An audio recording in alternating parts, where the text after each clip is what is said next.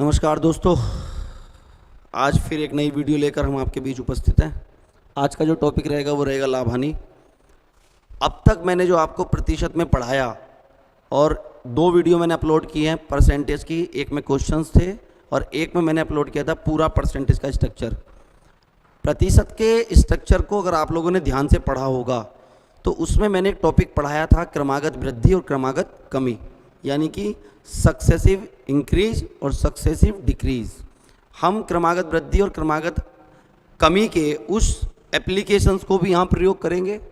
और जो मैंने एक बहुत ही महत्वपूर्ण बात बताई थी मेरे प्यारे बच्चों, कि कोई भी चीज़ स्वयं का 100% होती है, 100% होती है। किसी भी चीज़ का मूल्य है वो अपने आप में खुद का 100% होती है। उस एप्लीकेशंस को भी लगेंगे।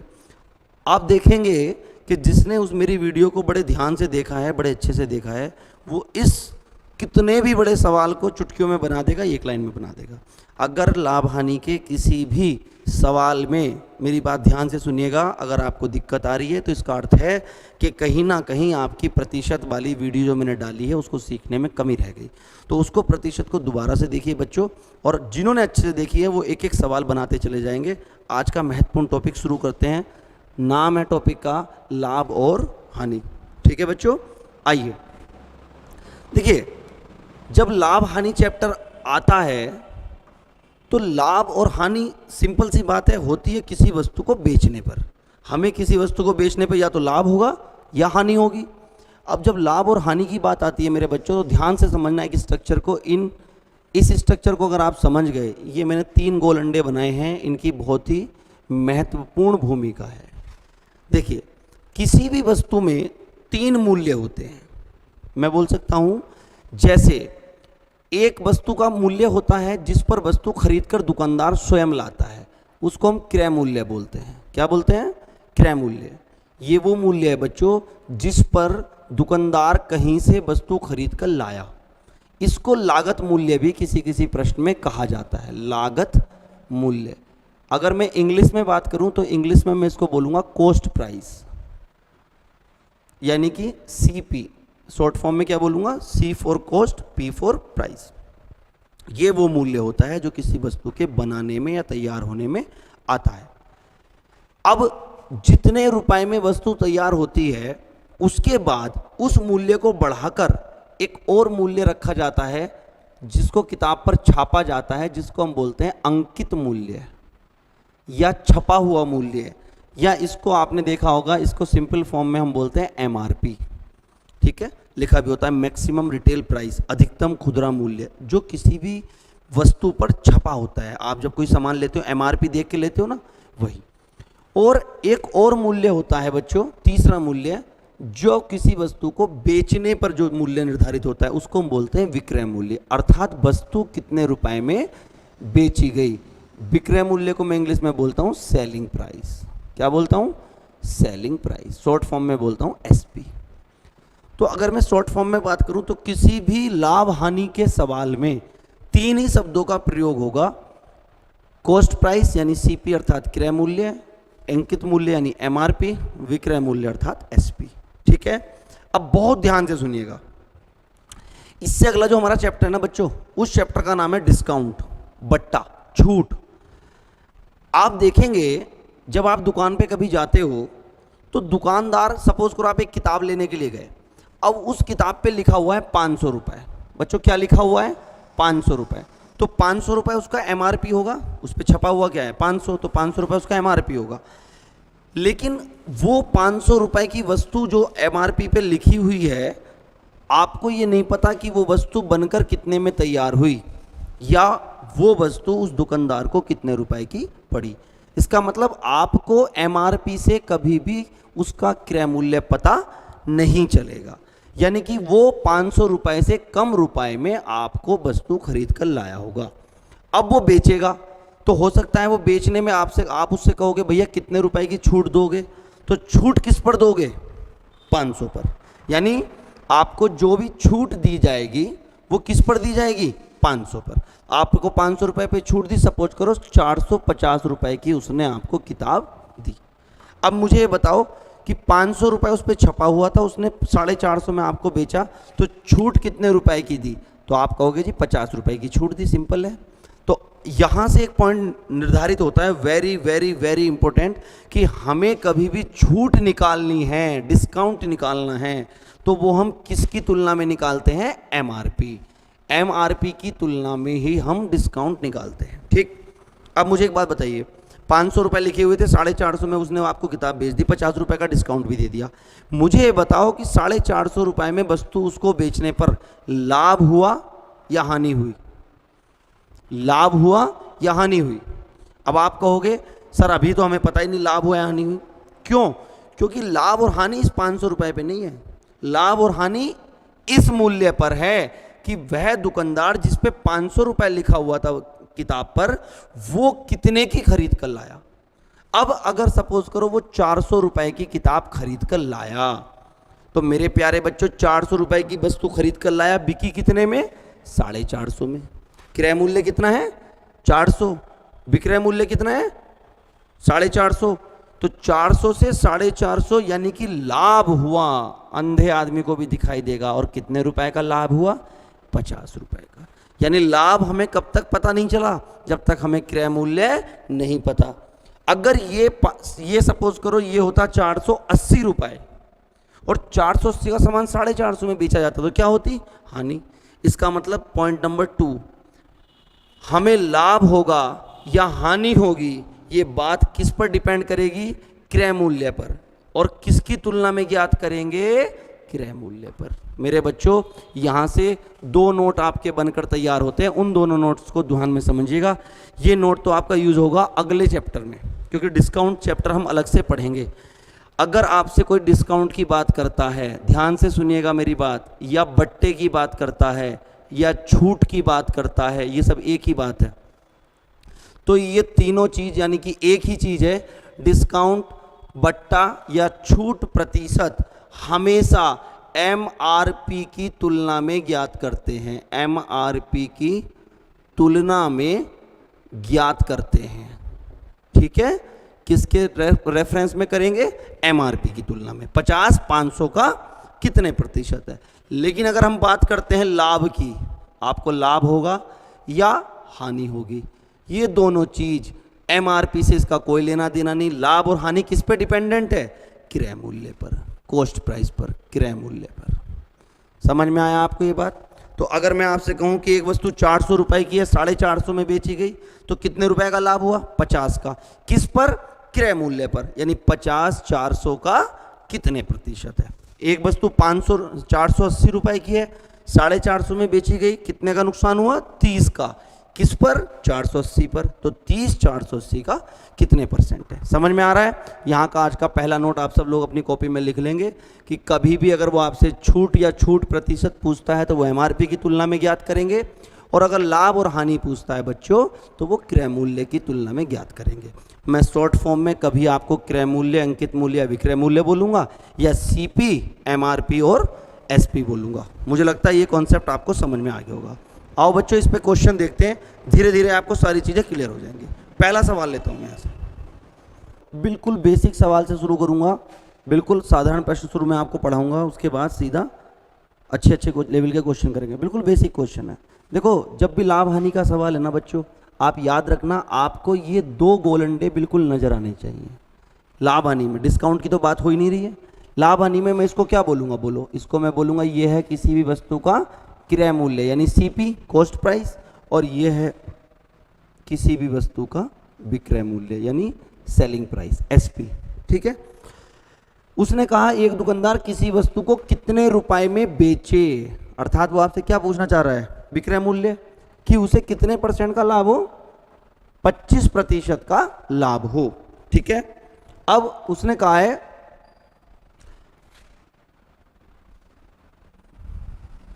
280 रुपए मूल्य वाली वस्तु को, ये उसने आपको सवाल में एक्स्ट्रा दिया है। एक दुकानदार 280 रुपए मूल्य वाली वस्तु को कितने रुपए में बेचे कि उसे 25% का लाभ हो, ठीक है। अब देखो लाभ किस पर होता है? मैंने अभी बताया था क्रय मूल्य पर। अगर क्रय मूल्य से ज्यादा है विक्रय मूल्य तो लाभ होगा और कम है तो हानि होगी। ये सामान जितने रुपए में आपने खरीदा उससे ज्यादा में बेचोगे, प्रॉफिट लेके बेचोगे, तभी तो लाभ होगा। अब उसने कहा एक वस्तु 280 रुपए मूल्य वाली है, यानी उसका क्रय मूल्य कितना है, 280 रुपए है। वो कह रहा है इस मूल्य पर उसे कितने % का लाभ हो, 25% का लाभ हो। इस बात का क्या मतलब है कि इस मूल्य को 25% बढ़ाकर बेचे, यही तो मतलब है ना। इस मूल्य पर 25% का लाभ है कि इतने मूल्य को 25% बढ़ाकर बेचे, वो सेलिंग प्राइस आ जाएगा। अब मैंने आपको क्या पढ़ाया था, ध्यान कीजिए, कोई भी मूल्य, दुनिया का कोई भी मूल्य स्वयं का कितने % होता है, 100%। 100% को 25% बढ़ाना है तो कितने % हो जाएगा, 125%। किसका, 280 का। तो 280 का 125%, ये मैंने वहां पे बताया था, 280 गुणा 125 और बटे 100, 25 पंजे 125, 25 चौका 100, 4 सत्ते 28 और 5 सत्ते 35। कितने रुपए आया बच्चों, 350 रुपये। समझ में आया, ध्यान से सुनिए दोबारा। कोई वस्तु 25% लाभ पर कब बेची जाएगी, जब उस वस्तु को 25% जितने में खरीदा गया उससे 25% बढ़ाकर बेचा जाए। वस्तु कितने रुपए की, 280 की, 25% बढ़ाना है। कोई भी चीज़ स्वयं का कितना है, 100%, 100 में 25 बढ़ाए 125%, किसका, 280 का, जहां से वैल्यू बढ़ती या घटती है। आइए क्वेश्चन और देखते हैं, नुकसान का। सेम क्वेश्चन है, वहां पर लाभ हो रहा था, यहां पर क्या हो रहा है, हानि। वो कह रहा है बेटा एक दुकानदार 500 रुपए मूल्य वाली वस्तु को, अब ये मूल्य वाली वस्तु 500 रुपए क्या हो गया, क्रय मूल्य, कितने रुपए में बेचे, अर्थात विक्रय मूल्य। विक्रय मूल्य क्या होता है, बेचा वो मूल्य, कि उसे 10% का नुकसान हो। इसका मतलब क्या है कि जितने में वो सामान खरीदा उससे 10% कम प्राप्त हो। हानि का मतलब होता है कम, कमी। उसने कितने में खरीदा, 500 में। कोई भी चीज स्वयं का कितने प्रतिशत, 100%। 10% कम करना है, कितना लेना है, 90%। किसका, 500 का। खत्म हो गया सवाल। 500 का 90% निकालोगे आएगा 450। यही आपके प्रश्न का उत्तर है। बेसिक सी मैं आपको बात बता रहा हूं। अगले क्वेश्चन को देखते हैं, अच्छे से आपको समझ में आया। क्वेश्चन नंबर 3, किसी वस्तु को 600 रुपए में बेचने पर दुकानदार को 20% का लाभ होता है। मैंने आपसे क्या बोला है, मैंने आपसे बोला है बच्चों कि आप जो है ना, ये 2 गोल अंडे, अर्थात ये क्रय मूल्य और ये विक्रय मूल्य शुरू में ही लिख लो। लिख लिया आपने, ये समझाने के लिए है। लाभ होगा यहाँ से, हानि होगी यहाँ से। कोई भी चीज़ स्वयं का 100%। वो क्या कह रहा है, किसी वस्तु को 600 रुपए में बेचने पर दुकानदार को 20% का लाभ होता है। तो 600 रुपए में बेचने पर है, तो बताओ बच्चों 600 रुपए विक्रय मूल्य होगा कि नहीं होगा, होगा ना। और क्या पूछा है, क्रय मूल्य, अर्थात उसने ये वाला मूल्य पूछा है। और ये वाला मूल्य कब पूछा है, जब उसको कितने % का लाभ हुआ, 20% का लाभ हुआ। बहुत ध्यान से सुनिएगा। ये क्या है बच्चों, आपका क्रय मूल्य। क्रय मूल्य पे 20% बढ़ाकर बेचा और वह वस्तु कितने रुपए में बिकी, 600 रुपए में। आपको पहले वाले सवाल में क्या था, क्रय मूल्य दिया था, विक्रय पूछा था। इसमें विक्रय मूल्य दिया है, क्रय मूल्य पूछा है। देखो कितना सिंपल है भाई। कोई भी चीज़ स्वयं का कितने प्रतिशत, 100%। हुआ क्या होगा, 100% ये मूल्य रहा होगा, इसको 20% बढ़ाकर बेचा गया तो कितने कितने रुपए आया, 600 रुपये। इसका मतलब मैं क्या कह सकता हूँ बच्चों, 100% को जब 20 बढ़ाया गया तो 100 जमा 20 120% मुझे प्राप्त हुआ। 100 जमा 20 120% मुझे प्राप्त हुआ, कितना हुआ, 600। अर्थात 120% बराबर कितना हो गया, 600। मुझसे कह रहा है क्रय मूल्य बताओ, तो क्रय मूल्य कितने % है, 100। यानी 120 अगर 600 के बराबर है तो मुझे किसकी वैल्यू निकालनी है, 100 की। हमेशा याद रखना, जब भी परसेंटेज कन्वर्जन हो, आपको अगर दिक्कत हो तो किसी भी क्वांटिटी को पहले 1 बनाते हैं। 1 कैसे, यहाँ पे हमें 100% बनाना है तो पहले मैं इस % को 1% बना लूँगा। तो 1% बनाने के लिए सबसे आसान तरीका मैं बता रहा हूँ, फिर तो आप डायरेक्ट करने लग जाओगे। 120 को 120 से भाग करोगे तो कितना आएगा, 1। जब इधर भाग करोगे तो इधर भी भाग कर दो। तो देखो 120 ही कम 120, 1% बराबर किसके हो गया, 12 पंजे 60, 5 के। कभी भी किसी भी चीज़ का कन्वर्जन, चाहे किलोमीटर से मीटर सेंटीमीटर बनाना हो, चाहे घंटे से मिनट, मिनट से सेकंड बनाना हो, चाहे किलोग्राम से ग्राम, ग्राम से कुछ और बनाना हो, किसी भी चीज़ का कन्वर्जन, चाहे वर्ष से महीने या महीने से दिन बनाने हो, आप पहले उस क्वांटिटी को 1 में बनाना। पहले किस में बनाना, 1 में। फिर जितना चाहिए उतना लाने के लिए उससे गुणा कर दो। भाई 1% किसके बराबर है, 5 के। कितने % चाहिए, 100, तो 100 की गुणा इधर कर दी और 100 की गुणा इधर कर दी। तो 100 ही कम 100% किसके बराबर हो गया? 500 के। तो ये 100% जो आया यही आपका क्या है? प्रश्न का उत्तर है। इस चीज़ को आप डायरेक्ट करने लग जाओगे। आप डायरेक्ट लिखोगे 120% बराबर 600, तो 12 पंजे 60, 1% बराबर 5, 100% बराबर 100, 500 डायरेक्ट कर सकते हो। अब आप देखो जी आपका क्रय मूल्य कितना हो गया? 500 रुपये हो गया। आया समझ में? आओ एक क्वेश्चन और देखते हैं बच्चों। एक वस्तु को 720 रुपये में बेचने पर दुकानदार को 10% की हानि होती है। वस्तु का क्रय मूल्य ज्ञात करो। ठीक है, देखिए क्या हुआ होगा, सवाल को समझने की कोशिश करते हैं। सवाल में ये हुआ होगा कि कोई वस्तु जितने रुपए में खरीदी गई होगी उससे 10% कम पर बिकी होगी ना। कोई वस्तु जितने रुपए में खरीदी गई होगी उससे 10% कम में बिकी होगी।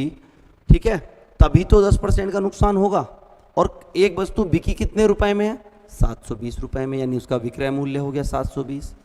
कोई भी चीज़ स्वयं का कितने प्रतिशत होती है? 100%। 100% से कम 10 कितना मिला? तो कितने परसेंट मिला? 90%। बराबर किसके है? 720 के। 100% क्रय मूल्य, 10% की कमी, 100 माइनस 10, 90% बराबर प्राप्त क्या हुआ? 720। अब 90% बराबर 720 है और क्रय मूल्य के लिए कितने निकालना है? 100%। मैंने क्या बताया पहले? कितना निकालेंगे? 1। किसी भी चीज़ को 1 बनाने के लिए उसी संख्या से भाग कर दो। 90 को 90 से भाग कर दो तो 1 बन गया। कितने परसेंट आया? 1%। कितने? 8 के बराबर। 1% बराबर 8, तो 100% बराबर 800। बोलो, तो उस वस्तु का मूल्य कितना था? 800। और अगर आप हिसाब भी लगाओगे मेरे प्यारे बच्चों, तो 800 का 10% कितना होता है? 80 रुपये होता है ना। 800 का 10% निकालोगे 80, तो 720 में बिक रहा है। उत्तर आपका बिल्कुल ठीक है। समझ में आया? बिल्कुल बेसिक से मैंने 3-4 सवाल कराए। अब हम एक कदम आगे चलते हैं, स्टैंडर्ड क्वेश्चन धीरे धीरे करेंगे। आइए देखते हैं अगला सवाल। अब हम एक कदम आगे चलते हैं, सवाल को समझते हैं। इस सवाल में क्या किया गया? आपसे कहा गया एक कैलकुलेटर को 360 रुपये में बेचा गया। तो ये उसका क्या है बच्चों? विक्रय मूल्य है। तो दुकानदार को 10% की हानि हुई, नुकसान हुआ। कितने परसेंट का नुकसान हुआ? 10% का। वो कह रहा है उसे कितने रुपए में बेचा जाता कि उसे 20% का लाभ होता।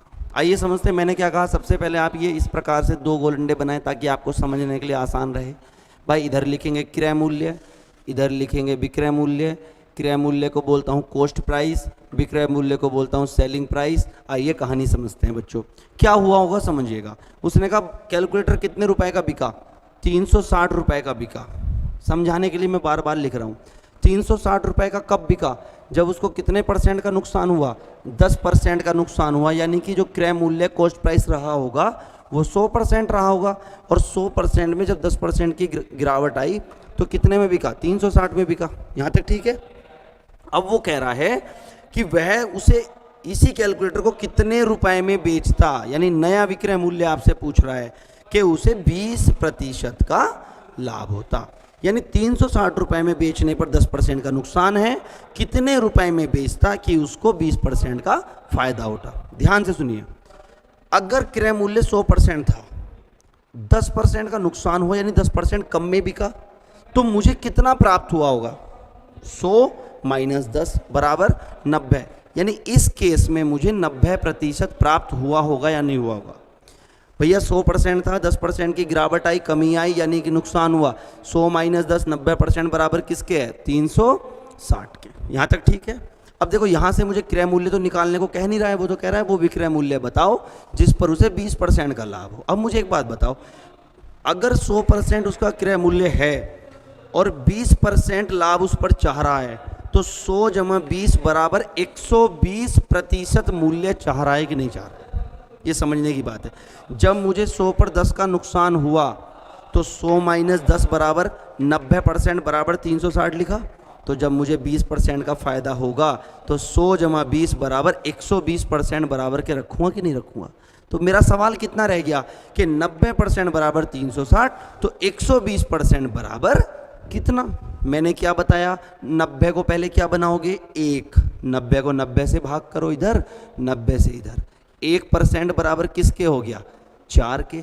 1% बराबर 4। निकालना कितना है? 120। 120 से गुणा इधर और 120 से गुणा इधर। 120 कम 120% बराबर किसके हो गया, 12 चौक 48, 480 के। और यही 120% क्या होगा, नया विक्रय मूल्य। तो आपका आंसर कितना आ गया, 480। यानी अगर वह वस्तु 480 रुपए में बेची जाए तो उसको कितने % का लाभ होगा, उसको 20% का लाभ होगा। आइए बच्चों एक सवाल और देखते हैं नेक्स्ट इसी तरीके का। तो सेम क्वेश्चन देखते हैं। सवाल में कह रहा है एक वस्तु को 480 रुपए में बेचा गया तो दुकानदार को 20% का लाभ हुआ, उसे कितने रुपए में बेचा जाता कि 10% की हानि होती। बच्चों मैंने आपकी सुविधा के लिए बार बार मैं बता रहा हूँ, इसको लिखना आपके लिए आवश्यक है प्रारंभिक में, शुरुआत की दौर में। ये आपका कॉस्ट प्राइस, यहाँ पर आपका विक्रय मूल्य, ये आपका सेलिंग प्राइस, ठीक है। समझिए क्या हुआ होगा, जो वस्तु का क्रय मूल्य रहा होगा उसको 20% के लाभ पर बेचा गया, यानी 20% यानी 100% रहा होगा क्रय मूल्य, 20% बढ़ाकर बेचा गया तो कितने में बिका, 480 रुपए में बिका। यही कह रहा है ना, एक वस्तु को 480 रुपए में बेचने पर दुकानदार को 20% का लाभ होता है, यानी जितने में खरीदा 100% में 20% बढ़ाया तो 480 में बिका। वो कह रहा है इसी को कितने रुपए में बेचता कि उसको 10% की हानि होती, यानी 10% की कमी होती। अब बताओ कितना सिंपल है। 100% में अगर खरीदा होगा या कोई भी वस्तु स्वयं की 100% होगी और 20% बढ़ाकर बेचा तो 100 जमा 20 बराबर 120% बराबर किसके है, 480 के। यहाँ तक ठीक है। अब वो कह रहा है कितने रुपए में बेचे कि उसको 10% का नुकसान हो। 100% में 10% का नुकसान करेंगे तो 90% होगा, यानी 90% बराबर किसके होगा, ये आपका आंसर होगा। मैंने बताया पहले इसको कितना बना लेंगे, 1 बना लेंगे। कितने % आ गया, कितना आ गया, 4, 12 चौक 48, 1% की वैल्यू कितनी है, 4। कितने % निकालना है, 90, गुणा 90 इधर करो, गुणा 90 इधर करो। बच्चों कितना आया, 9 चौक 36, 360 रुपये। मुझे लग रहा है आपको सारी बातें समझ में आ रही होंगी। यानी वो वस्तु कितने रुपए में बेची जाए, 360 रुपए में बेची जाए तो वस्तु कितने रुपए, 10% के नुकसान पर बिकेगी। अगर यहाँ से आपसे पूछा वस्तु का क्रय मूल्य बताओ तो कितने % निकाल दोगे, 100%। 1% बराबर 4 तो 100% बराबर 400 रुपये। समझ में आया। आइए बच्चों नेक्स्ट क्वेश्चन देखते हैं। एक नए टाइप का सवाल है आपके सामने। इसने कहा मोहन ने एक मकान 6 लाख रुपए में खरीदा, उसने इस मकान को राम को 20% लाभ पर बेच दिया। हुआ क्या है, ये भाई साहब है मोहन, ठीक है। मोहन ने मकान कितने में खरीदा, 6 लाख रुपए में, यानी मोहन ने वह वस्तु यह प्लॉट 6 लाख रुपए में खरीदा। मोहन ने मकान राम को बेचा, ये है राम। तो मोहन ने राम को जो बेचा कितने %, 20% लाभ का मतलब बढ़ाकर बेचा। 20% लाभ का मतलब क्या है, बढ़ाकर। इसका मतलब सिंपल है कि अगर ये 100% है तो इसको 120% में दिया होगा 20% लाभ। राम ने ये मकान 10% की हानि पर, यानी 10%, यानी राम को जितने का पड़ा उससे 10% की कमी पर किसको बेचा, श्याम को बेचा। और फिर श्याम ने यह मकान 25% का लाभ लेकर सीता को बेचा। यानी सीता को जो मकान पड़ा वो श्याम को जितने का खरीदा, श्याम ने उसमें 25% की बढ़ोतरी करी और सीता को वह प्लॉट बेचा। आइए बच्चों समझते हैं इस सवाल को। सवाल में कह रहा है सीता को मकान कितने रुपए का पड़ा। देखो ध्यान से बच्चों, करने का एक लाइन का सवाल है, समझने की बात है। इसी को मैं बोलता था बच्चों क्रमागत वृद्धि या क्रमागत कमी। लगातार बढ़ते रहना या लगातार घटते रहना, या शुरू में बढ़ के फिर घट के फिर बढ़ के फिर घटना। समझ में आया। इस कॉन्सेप्ट को मैं परसेंटेज वाली वीडियो में बहुत अच्छे से पढ़ा चुका हूँ। सीता को वह वस्तु कितने की पड़ेगी देखते हैं। आइए समझते हैं। राम ने वह वस्तु 6 लाख रुपए की, यानी प्लॉट 6 लाख रुपए का खरीदा। अब जब उसने 20% बढ़ाकर राम को बेचा होगा, कोई भी चीज़ स्वयं का कितने % है, 100%। 100 को 20 बढ़ाया तो यह वस्तु 6 लाख का, अगर मैं इसको डिटेल में भी लिखूं तो 6 लाख का 100 जमा 20 कितने %, 120%। यह जो कीमत है ना, इसको मैं भी सॉल्व नहीं कर रहा। ये कीमत कितने की पड़ी, राम को ये वस्तु इतने रुपए की पड़ी। अब राम ने इस कीमत को 10% के नुकसान पर, अब राम को जो प्राप्त हुआ होगा वो भी 100% है। ध्यान से समझो। कुछ बच्चे कंफ्यूज होते होंगे कि यार यहाँ भी 100% है, यहाँ भी 100% है, 20 बढ़ भी गया। बच्चों ये जो 100% है ये खुद का 100% है। ये जो 100% है ये खुद का 100% है। हाँ, 100 से 20% बढ़ाया तो ये जो वैल्यू है, ये जो 100% है, ये इसका 120 है। समझ में आया? मैंने बोला था कोई भी चीज़ स्वयं का 100% है। जैसे 6 लाख है, 6 लाख 100% है, 20% बढ़ाया तो 6 लाख का 20% अगर मैं मौखिक बढ़ाऊँ तो 12 छंग 72, 7,20,000 रुपए को राम का प्लॉट पड़ेगा। बोलो पड़ेगा कि नहीं पड़ेगा? 7,20,000 रुपए आएगा ही, निकल के नहीं आएगा। ये 7,20,000 स्वयं का 100% है। अब समझे? ये 6 लाख स्वयं का, ये 7,20,000 स्वयं का, लेकिन ये इसको 20% बढ़ा हुआ है। समझ में आया? अब इसकी जो कीमत है 7,20,000 मैंने यहाँ सॉल्व करके लिख दी, मुझे लिखनी नहीं है। इसको मैं 10% कम करूंगा तो इसका कितना रह जाएगा? 90%। 100 माइनस 10 कितना होगा? 90%। ये कीमत किसकी आई? श्याम की। अब श्याम इसको सीता को 25% बढ़ाकर बेच रहा है, तो इसका कितना हो जाएगा? 125%। मुझे लग रहा है समझ में आ रहा होगा आपको। देखते हैं जी सॉल्व करके एक लाइन में। अगर आप ये लाइन भी नहीं लिखना चाहते ना, इसको छोड़ दो, ये लाइन डायरेक्ट लिखो। 6 लाख प्रारंभिक वैल्यू कितनी थी? 6 लाख। 20% बढ़ाया 120/100, 10 घटाया 90/100, 25 बढ़ाया 125/100। देखो 2 2 4 2 6 जीरो से 5 और 1 6 जीरो कट गए। आइए गुणा भाग करते हैं। 125 से 12 नम्मा 108, 12 नम्मा 108 हो गया, इंटू 125 से 6 बार करोगे तो 750, 12 750, ठीक है। मल्टीप्लाई करके देखो क्या आंसर आएगा। 100, अब इसको लिख सकता हूँ मैं। देखो गुणा करने के लिए इसको 100 जमा 8 अलग कर लूँ, इंटू 750 अलग कर लिया मैंने। आइए 100 से करूँगा तो 75,000 तो एक हो गया, जमा करूँगा तो 8 0 0, 8 पंजे 40 का 0, 4 8 7 56 और 4 60, 75 और 6 81,000 रुपये। आपके प्रश्न का क्या आ गया उत्तर? है जी 81,000 रुपये। नहीं 8,10,000 ही आएगा ना। 12 नम्मा 125, 12 नम्मा 108, हाँ तो देखो 1,080 आएगा ना बच्चों। 12 नम्मा 108, 1,080 इंटू 750, ठीक है। तो यहाँ पर एक जीरो हो जाएगा। 1,080 को 1,000 अलग लिखो, 80 अलग लिखो। दोबारा से देख लेते हैं कैलकुलेशन। 1,000 अलग लिख लो और 80 अलग लिख लो। कैलकुलेशन वगैरह सॉल्व कर लिया करो, कुछ गड़बड़ होती है तो। यहाँ पर हो गया कितना? 7,50,000 और जमा 0 0, 8 पंजे 40 का 4, 8 7 4 60,000 एक हो गया, तो 8,10,000। समझ में आया? इसको उतार लेना। सवाल दोबारा समझ लो, मैं एक बार बताता हूँ। ये ऐसा सवाल है जब वस्तु कई बार बिकती है, कभी लाभ हो रहा है कभी हानि हो रहा है। तो प्रारंभिक मूल्य आपको ये दिया हुआ है, ठीक है। इसको 20% बढ़ाया तो 120, इसको 10 घटाया तो 90, इसको 25 बढ़ाया तो 125, गुणा करके आंसर आ गया। बच्चों इसमें एक सवाल और होता है। सवाल होता है ये वाला मूल्य आपसे पूछता है और ये वाला दिया होता है। सपोज करो ये सवाल मैं कैसे बना सकता था, मैं बोल सकता था मोहन ने अपना प्लॉट 20% का लाभ लेकर राम को बेचा, राम ने 10% के नुकसान पर श्याम को बेचा, श्याम ने 25% का लाभ लेकर सीता को बेचा, और यदि सीता को वह प्लॉट 8,10,000 का प्राप्त हुआ हो तो बताओ राम को, मोहन को वह प्लॉट कितने का पड़ा था या मोहन ने कितने में बेचा था, ठीक है। उल्टा रिवर्स। तो उस प्रोसेस में आप क्या करते हो? उस प्रोसेस में आप इसको मान लीजिए 6 लाख आपको नहीं पता, इसने आपको x मान लिया, इस मूल्य को आपने x मान लिया। तो x का यानी इसका, ये जो आपका लिखा हुआ है x का 120% का 90% का 125% और बराबर किसके रख दोगे? 8,10,000 के। आइए क्वेश्चन देखते हैं, मैं कराता हूं नेक्स्ट क्वेश्चन। सेम क्वेश्चन है।